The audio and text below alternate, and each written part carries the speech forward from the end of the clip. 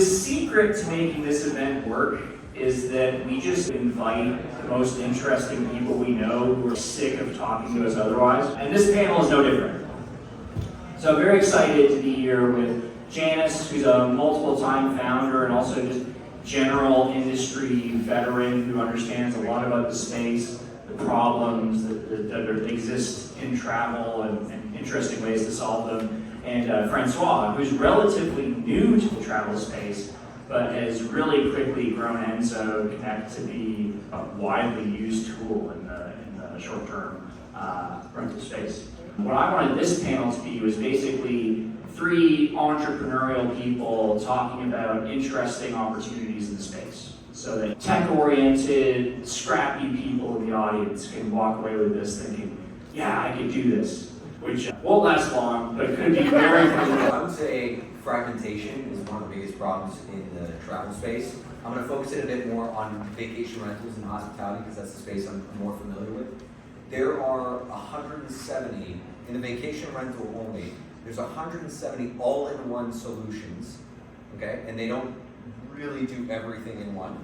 So there's another 5,000 marketplace partners that do point-based solutions for those all-in-one.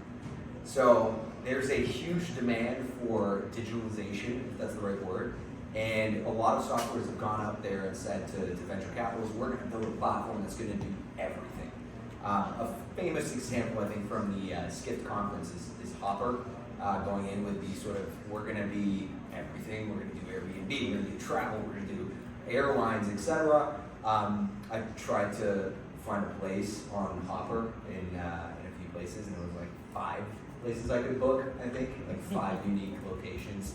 And so the concept of an all-in-one is not necessarily the solution to the fragmentation, but rather connectivity between different partners and connecting all of these dots together. Whether you're a point-based solution or an all-in-one, it's figuring out how can we bridge these gaps together. And that means stronger API connections, more simplified ways of partnering, less demanding rev shares, and just finding an easier way to partner with different startups as well as bigger organizations. To give you an example, I started Enzo Connect in 2019. It was a school project. I was coming to these events religiously.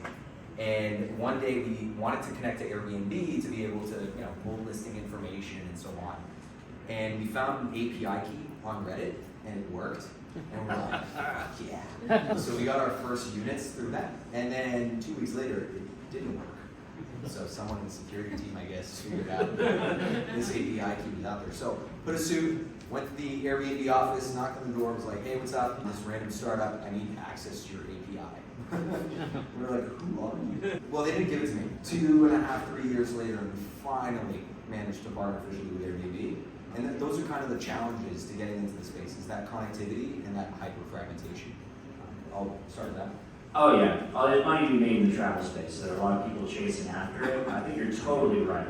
Neat thing about travel is that it's so broad, there's so much going on, but connectivity is a big opportunity.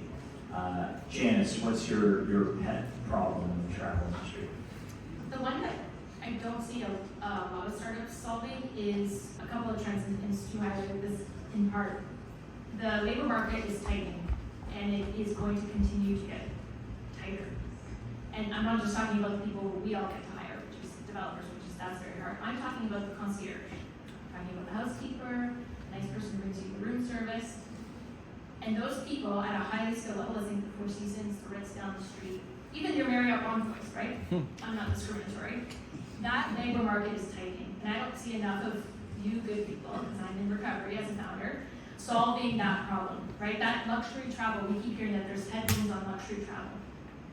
They're going to expect the same level of service, and the folks at Four Seasons want to give them that same level. They want that NPS, but they cannot find enough housekeepers. They cannot find enough people to tell me when I rock up at the Four Seasons Sicily where to get a Vespa, right? And help me get the Vespa and help me get the helmet and not crash over like Jennifer Coolidge, right? So they want to do that, and there is a gap.